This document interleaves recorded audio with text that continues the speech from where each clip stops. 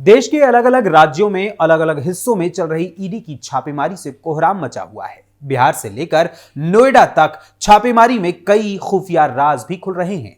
लेकिन बिहार की सियासत में उस वक्त हड़कंप मच गया जब ईडी ने 5 लोगों को धर दबोचा। क्या है पूरा मामला, इसी का पूरा कच्चा चिट्ठा खोलेंगे आज हम हमारे खास प्रोग्राम में। नमस्कार, कच्चा चिट्ठा में आपका स्वागत है। मैं हूं आपके साथ अखिलेश पांडे।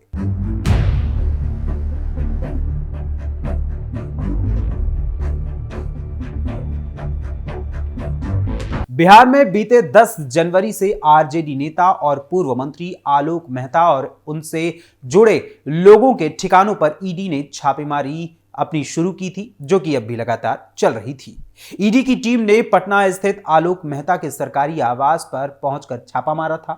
सूत्रों के मुताबिक लोन फ्रॉड से जुड़े मामले में ईडी ने तलाशी अभियान शुरू कर दिया था। ध्यान देने वाली बात यह है कि इस मामले में फर्जी लोन खातों, जाली दस्तावेजों और मनी लॉन्ड्रिंग के आरोप भी लगाए गए थे। ऐसे में अब 12 जनवरी को एक नया खुलासा हुआ, जिसके बाद बिहार की सियासत में हलचल तेज हो गई है।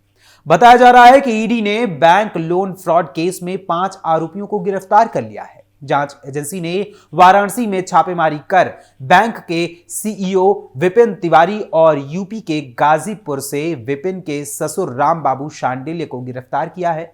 इसके साथ ही दिल्ली से नितिन मेहरा और कोलकाता से संदीप सिंह को भी गिरफ्तार किया गया है। इस मामले में पंकज तिवारी की भी गिरफ्तारी की गई है। नितिन मेहरा, राम बाबू और पंकज को एजेंसी यानी ईडी ने पूरी तरीके से गिरफ्तार करने के बाद कोर्ट में पेश किया, जहां से तीनों को न्यायिक हिरासत में भेज दिया गया है। अब तक आई जानकारी के मुताबिक पटना जोनल ऑफिस की प्रवर्तन निदेशालय की टीम ने 85 करोड़ रुपए के लोन फ्रॉड के मामले में बिहार, पश्चिम बंगाल, उत्तर प्रदेश और दिल्ली के लगभग 18 स्थानों पर छापेमारी की है, जिसमें बैंक के तत्कालीन सीईओ, चेयरमैन और अन्य कर्मचारियों और कुछ लाभार्थियों के ठिकाने भी शामिल हैं। आपको बता दें कि यह मामला वैशाली शहरी विकास सहकारी बैंक लिमिटेड में 85 करोड़ रुपए के लोन फ्रॉड केस से जुड़ा हुआ है। धोखाधड़ी के इस मामले में आरजेडी विधायक आलोक मेहता के यहां भी छापेमारी की गई थी। आरोप था कि लगभग 400 फर्जी लोन खातों को खोलकर नकली और जाली वेयरहाउस और LIC रिसिट्स के यानी जो रसीदें हैं उनके आधार पर फंड को फर्जी तरीके से बांटने का काम किया गया।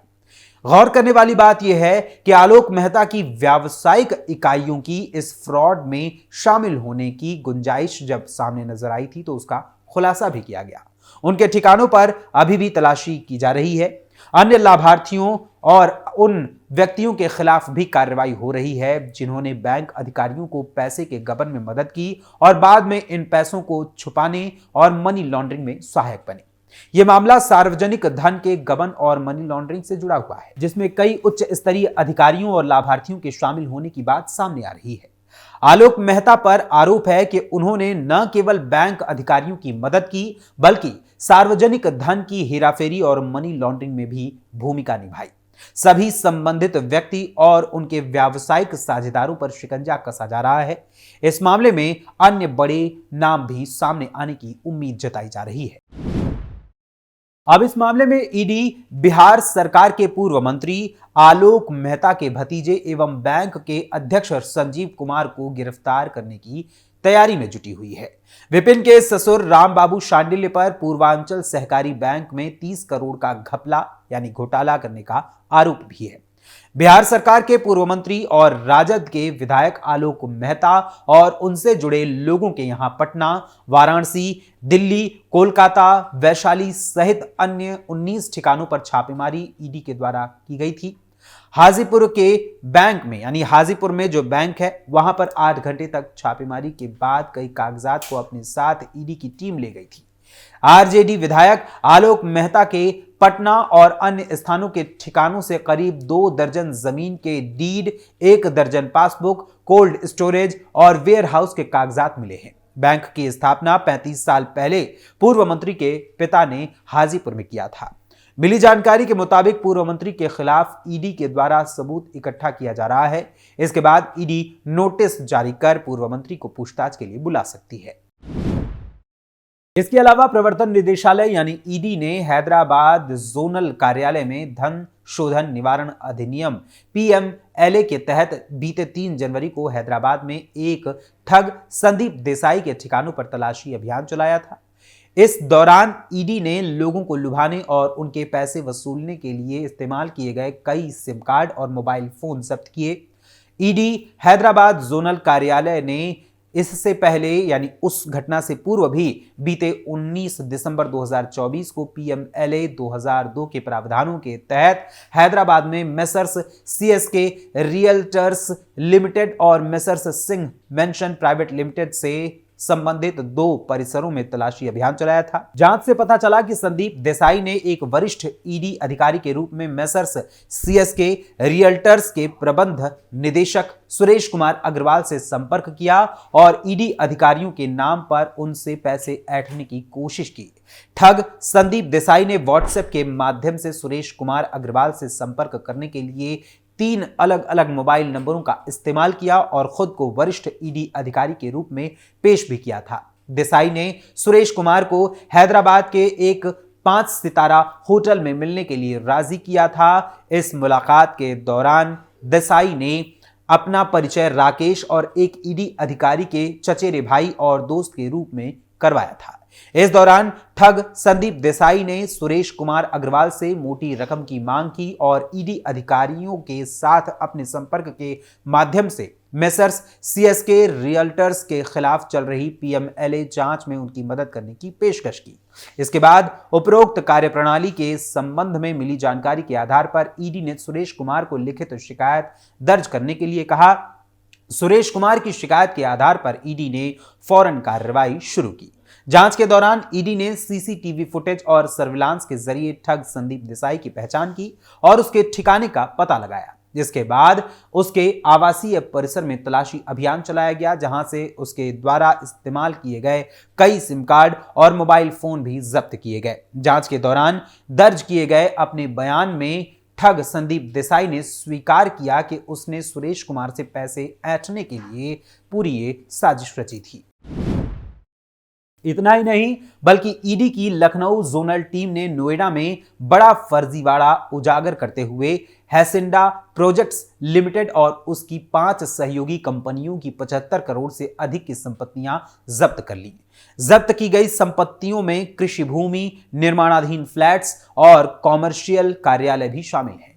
यह कार्रवाई नोएडा, अंबाला और मोहाली में की गई है। ईडी ने जांच में पाया कि 3C promoters and developers private limited और 3C इंफ्राटेक प्राइवेट लिमिटेड के नाम पर अंबाला और मोहाली में कृषि योग्य भूमि है, जिसकी कीमत करीब 75.16 करोड़ रुपए आंकी गई। इसके अलावा नोएडा में Hacienda info soft private limited के नाम पर जमीन, Challengers web solution private limited और एक्रेज प्राइवेट लिमिटेड और साथ ही अन्य के नाम पर भी निर्माणाधीन फ्लैट और कॉमर्शियल कार्यालय जब्त किए गए। ईडी की जांच के मुताबिक हैसिंडा प्रोजेक्ट्स लिमिटेड ने नोएडा के सेक्टर 107 में लोटस 300 परियोजना के तहत 67,941 वर्ग मीटर जमीन पर निर्माण का दावा किया था। हालांकि इस भूमि का एक बड़ा हिस्सा सस्ते दामों पर निदेशकों ने अपनी सहयोगी कंपनियों के नाम पर खरीदना दिखा दिया। इस फर्जीवाड़े के चलते नोएडा प्राधिकरण को भारी वित्तीय नुकसान हुआ। परियोजना में धन की कमी होने के कारण इसे पूरा नहीं किया जा सका। कंपनी ने खुद को दिवालिया घोषित कर दिया। इसका असर न केवल निवेशकों पर पड़ा बल्कि नोएडा प्राधिकरण को भी बकाया राशि की वसूली में परेशानियों का सामना करना पड़ा। यह मामला साल 2019 में हाईकोर्ट के आदेश पर दर्ज किया गया था। ईडी ने आर्थिक अपराध शाखा द्वारा दर्ज एफआईआर के आधार पर हैसिंडा प्रोजेक्ट्स लिमिटेड और उसके प्रमोटर्स के खिलाफ जांच शुरू की। एफआईआर में कंपनी पर निवेशकों के पैसे हड़पने और प्राधिकरण के साथ धोखाधड़ी करने का आरोप था। इस घोटाले के कारण लोटस 300 परियोजना अधूरी रह गई, जिससे सैकड़ों निवेशक ठगे गए। साथ ही नोएडा प्राधिकरण को भी बकाया राशि की वसूली में भारी नुकसान हुआ। ईडी ने जब्त संपत्तियों की सूची जारी कर दी है और मामले की जांच जारी है। वहीं दूसरी ओर छत्तीसगढ़ में भी ईडी की जांच का असर देखने को मिला है। बघेल सरकार के दौरान कथित शराब घोटाले में ईडी का एक्शन तेज हो गया है। ईडी ने पूर्व आबकारी मंत्री कवासी लखमा और उनके बेटे हरीश लखमा के ठिकानों पर दबिश दी। इस कार्रवाई में कवासी लखमा और उनके बेटे से ईडी ने पूछताछ की। इस रेड के बाद से छत्तीसगढ़ की राजनीति में कयासों का बाजार गर्म है। ईडी के एक्शन के बाद शनिवार को पूर्व आबकारी मंत्री कवासी लखमा ने मीडिया से बात की। उन्होंने इस एक्शन पर कई सवाल उठाए। इस दौरान कवासी लखमा ने ईडी की रेड को राजनीति से प्रेरित बताया है। उन्होंने कहा कि मेरे यहां की गई कार्रवाई में ईडी को कुछ नहीं मिला है, साथ ही जो जमीन के कागजात मिले हैं वो भी हमारे पूर्वजों की जमीन है। मंत्री बनने के बाद मैंने कोई भी संपत्ति नहीं खरीदी है। यह छापा पूरी तरीके से राजनीति से प्रभावित है। मेरे पास ईडी को एक भी पैसा और एक भी पेपर नहीं मिला है। मैं अनपढ़ हूं और एपी त्रिपाठी जो भी कागजात लाते थे उस पर मैं साइन कर देता था। अब उसमें क्या होता था मुझे जानकारी नहीं है। मुझे घोटाले के बारे में कोई जानकारी नहीं है। पूरी कार्रवाई नगरीय निकाय चुनाव को प्रभावित करने और उन्हें बदनाम करने की साजिश है। इस पूरे घोटाले में उन्हें एक भी रुपया नहीं मिला है, ना ही मुझे घोटाले के बारे में किसी तरह की कोई जानकारी है। राजनीति के तहत ईडी की कार्रवाई का आरोप पूर्व आबकारी मंत्री कवासी लखमा ने लगाया है। इन आरोपों को प्रदेश के डिप्टी सीएम अरुण साव ने खारिज किया है। उन्होंने कहा कि कवासी लखमा पर ईडी की कार्रवाई राजनीति से प्रेरित नहीं है। साव ने ईडी की कार्रवाई को प्रक्रिया के तहत होना बताया है। साव ने कहा कि यह कार्रवाई राजनीति का हिस्सा नहीं है, क्योंकि ये जांच आज की नहीं बल्कि लंबे समय से चल रही है। इसके अलावा उन्होंने कांग्रेस के केंद्रीय नेतृत्व पर भी जोरदार हमला बोला है। अरुण साव ने कहा कि छत्तीसगढ़ में शायद सरकार में पारदर्शी तरीके से काम हो रहा है। यह किसी राजनीति का हिस्सा बिल्कुल नहीं है। राजनीति कारण से नहीं हुआ है, यानी राजनीतिक तरीके से इसको नहीं कराया गया है। यह जांच की प्रक्रिया का हिस्सा है। एक बात बहुत स्पष्ट है, मंत्री के रूप में जिम्मेदारी से काम का निर्वहन करना होता है। जो बातें वो कह रहे हैं ईडी उस पर जरूर विचार करेगी, लेकिन यह बात पूरी तरह से निराधार और बेबुनियाद है। किसी राजनीतिक कारण से यह कार्रवाई नहीं हुई है। यानी कुल मिलाकर ईडी का ताबड़तोड़ एक्शन देखने को लगातार अलग अलग राज्यों में मिल रहा है। आपका क्या मानना है इस रिपोर्ट को लेकर? अपने कमेंट्स के माध्यम से हमें जरूर बताइएगा। फिलहाल अभी के लिए बस इतना ही। फिर मुलाकात होगी किसी और खबर, किसी और मुद्दे के साथ। तब तक के लिए मुझे अनुमति दीजिए। धन्यवाद। नमस्कार।